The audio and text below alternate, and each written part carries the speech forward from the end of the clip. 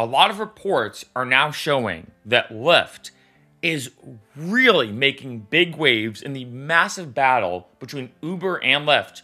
Could 2024 be Lyft's year? As you can see right here, Lyft speeds up 50% in 3 weeks. Has the ride just begun? Here are the key points. Lyft has surged 70% since November 1st, and the time of this video is December 21st. So happy holidays, everybody. Happy early Christmas. That's my Christmas ugly sweater. But jumping back to the video, it is, still trading miles away from pre-pandemic IPO levels, et cetera, but it's been getting a lot better. And I got to give credit where credit's due. I genuinely think this is the result of what David Risher has done. Whether you agree with what he did or not, I think the numbers don't lie. I know a lot of drivers have told me that they feel like driving for Lyft has gotten better. Although it was way better way back in the day, of course, that Lyft went through this huge lull, and I did a lot of videos, I think it was like last year, maybe even the year before, where I was like, could Lyft go away? Could Uber acquire Lyft? I don't think that would happen because that'd be a massive monopoly, but you never know, et cetera. But anyway, Lyft convincing third quarter beat shows Americans continue to brush aside inflation and interest rates pressures to enjoy travel hotspots and local destinations. Yeah. Now, one thing I do want to say is a lot of this article does involve like more stock-based stuff. But remember, I think this is always important to look at. How a stock is doing is very indicative of the company. Now, I know for probably 99% of people watching this video, you're like, Mark, I'm not investing or buying stocks in Lyft or Uber or whatever. I'm a rideshare driver. Like, why do I care about this? Trust me, the way a stock is doing is very indicative of the company, which going all the way down the line is very important for you as a driver and even people taking Lyft and Ubers. You can see right here that the CFO stated that the company's financials and stock performance have been quote-unquote in fuego, which is great, right? The shares of the San Francisco-based ride-sharing innovator have doubled off their 2023 low thanks to an improving demand environment. I know Lyft's been doing a lot of different things, and like I said, David Risher as well, in terms of making prices cheaper for people taking Lyft and Ubers and everything, or excuse me, in this case, taking Lyfts compared to Ubers, right? And so that's huge, right? Again, like I said, Lyft has surged 70% since November 1st. It's still trading miles away from previous pre-pandemic IPO levels. And Lyft, compared to Uber, I mean, Uber's been taking off a lot. It's continuing to do so much better. It's kind of scary, I will say that. But Lyft is still doing well. And so here, the breakout from an almost year-long sideways pattern follows Lyft's consensus topping third quarter report.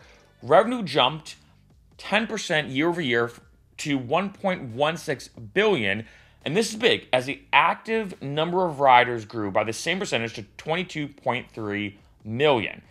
The revenue per active rider was down slightly, and I think they kind of did that purposely just to kind of acquire more customers, because a lot of people, let's be honest, will pull up Lyft and Uber and say, do I want to order Lyft or Uber? Whichever one's cheapest, I'm going to go with. And yeah, maybe Lyft is a little cheaper, so they're losing money a little bit, as you can see here. But that also means that more people might be taking Lyfts, which at the end of the day might equal more money in their pocket. The increased consumer interest in cashless ride-hailing services helped grow profits 121% from the same period a year ago. Lyft's longer-term outlook looks pretty good too, and this is massive, not only for next year, but for the years to come. That's because the size of the global ride-sharing market is projected to grow 133% between 2022 and 2028. I will say, Uber really has a massive global stranglehold when it comes to the ride-sharing market. I mean, they're in, I don't know how many countries now these see the exact time of this video, but it's a lot. It's a real lot. I mean, Uber's now commonplace in Europe. When I've talked to some of my friends who live in Europe, they're like, oh yeah, we order Ubers all the time. Lyft really only exists, at least the exact time of this video, in the United States and Canada. So technically it is international, but I do put that in heavy quotation marks because it's not really expanded as much, at least not yet, but you never will see. While much of the growth will take place outside the United States, I think that's a big thing, which kind of worries me because if Uber continues to get bigger outside the United States and Lyft doesn't catch up, it could be tricky. But then again, if people get used to taking Ubers in other areas and using ride sharing, maybe it will be easier for Lyft to kind of jump into that market being like, hey, you're already used to Uber. You're already used to how this works. Why not go with us? We're cheaper, right? Domestic ride-sharing demand could be robust for years to come, and I do think that will be a huge thing. Like, I honestly think that is 100% something that will happen. There's no slowing down the ride-sharing world, so to speak. And while Lyft will miss out on potentially explosive growth in China and other emerging markets, a maturing U.S. market could push the company to expand overseas, like I said, and that'd be big. Another thing, and I'm curious to see if this will be another big thing too, or if it would ever happen, I'm not sure. It is also important to remember that Lyft is indirectly, I stress the word indirectly, involved in the food delivery space. Through a partnership with Grubhub, $10 per month, Lyft Pink subscribers get access to a premium Grubhub Plus service that includes unlimited $0 delivery on orders of $12 or more. This is kind of a comparison to Uber One. With Uber One, you get discounts on Ubers and $0 delivery fee on Uber Eats. What's interesting, though, when it comes to, like, say, the delivery side, is on Uber Eats, some restaurants, it's free delivery, other ones it's not. So it's kind of random. This is stating it's unlimited $0 delivery on orders of $12 or more. And I have to be honest, I feel like if you're ordering delivery, I can't remember the last time I had any order be less than $12 that I ordered. I mean, I'm trying to even think. I think the cheapest I've ever ordered on delivery, maybe in my life, was maybe like $15. So I feel like in this case, it seems like Lyft Pink could be the better option. And I think when I did do analysis, it is changing.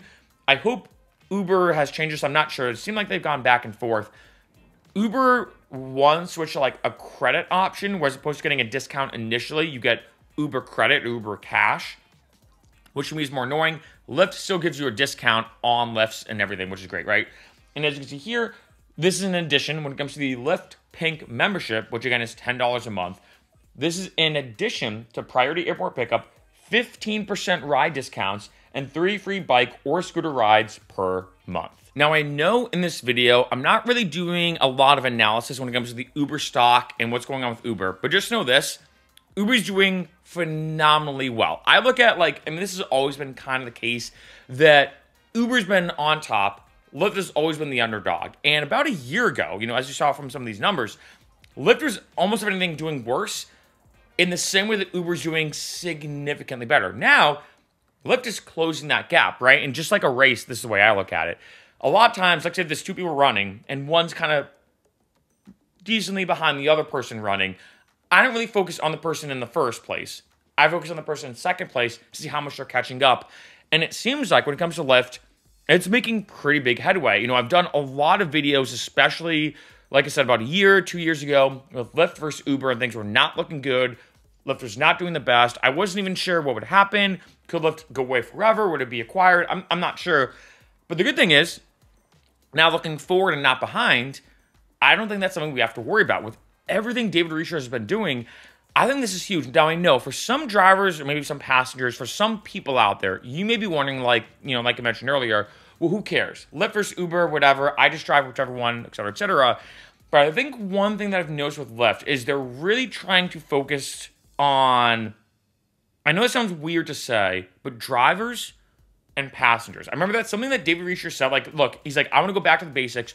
What do drivers want? What do passengers want?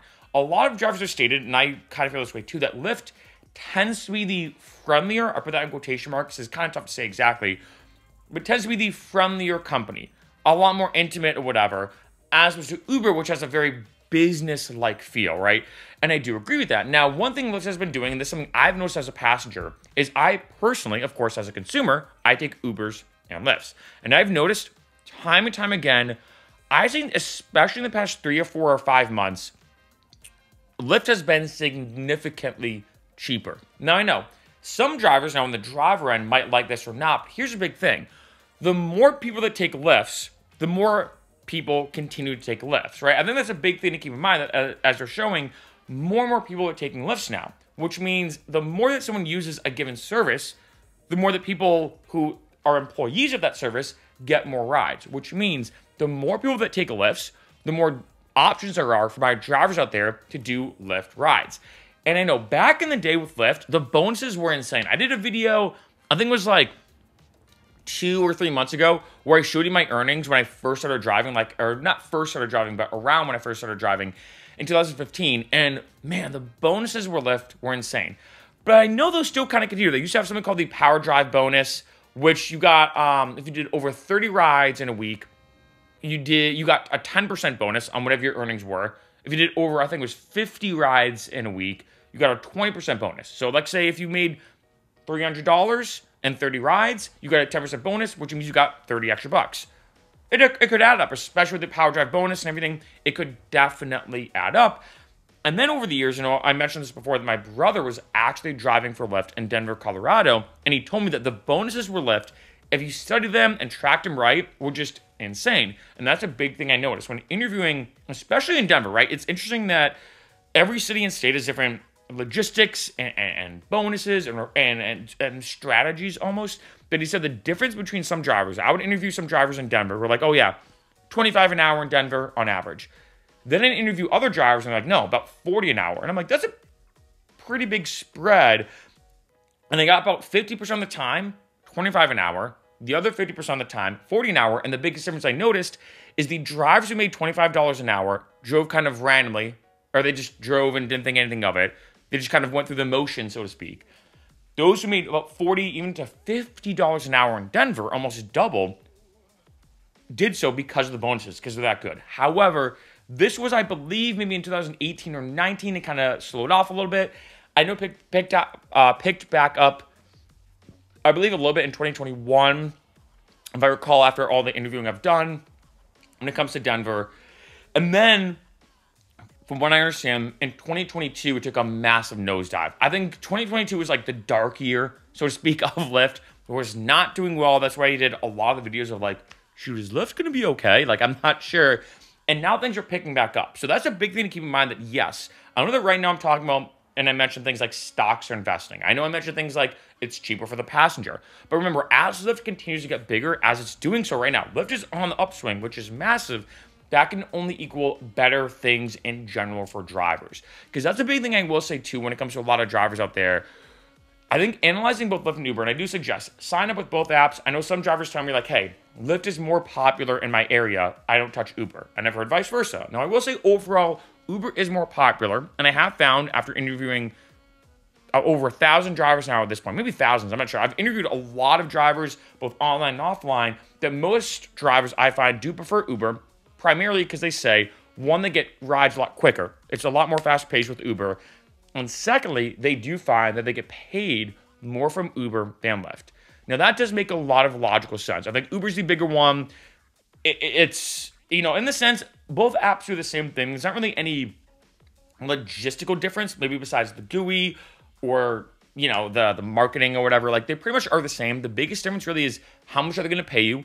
And one big thing involved with that is the bonuses. And I think with Lyft, they're really trying to promote their bonuses. I know Uber's doing that now a lot too. I've looked at like my emails and the apps to see, but I will say Lyft is really making a huge step forward, and that's why I'm curious to see what will happen in 2024 with Lyft getting even bigger. Because for a lot of drivers I know, especially last year, they're like, Mark, I don't drive for Lyft anymore. I heard that from a lot of drivers who said, look, I pull up Lyft to see how much I can make. I pull up Uber to see how much I can make. Uber was time again paying a lot more than Lyft.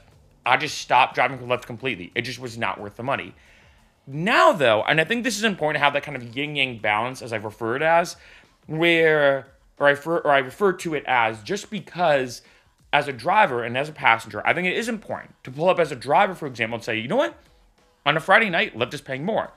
Or, let's say on a Saturday night, Uber's paying more. Same thing with a passenger. And the reason why is the last thing you want as a driver, this goes for both drivers and passengers, the last thing you want is to have almost like a quasi-monopoly, even though Lyft still exists. And this kind of happened last year, where as a driver, you're like, shoot, Uber isn't paying that much right now, but Lyft pays almost nothing. I can't get any rides with Lyft because passengers are taking it really. I'm stuck with Uber. You're kind of at the mercy of that one app. Now that you have, I think, a more viable option of picking between the two, as it seems like, especially as we move kind of full steam ahead into 2024, that means that now both Uber and Lyft have to have very competitive rates, not only for their passengers, and I will say Lyft is way better than Uber based off the numbers for what passengers are paying, but it does seem like Lyft is picking up steam, that a lot of drivers are saying, look, Lyft's been getting better. There's more bonuses now. There's more incentives. There's more, just stuff going on where I can put more money in my pocket now driving Lyft. And I do want to know for my drivers out there, because remember, your location is the number one factor that determines how much money you can make. And this is dependent on numerous different factors I've talked about throughout all these chain of videos that I've done. But what I'm curious is for my drivers now on this video very specifically, do you make more money from Lyft or Uber in your specific area?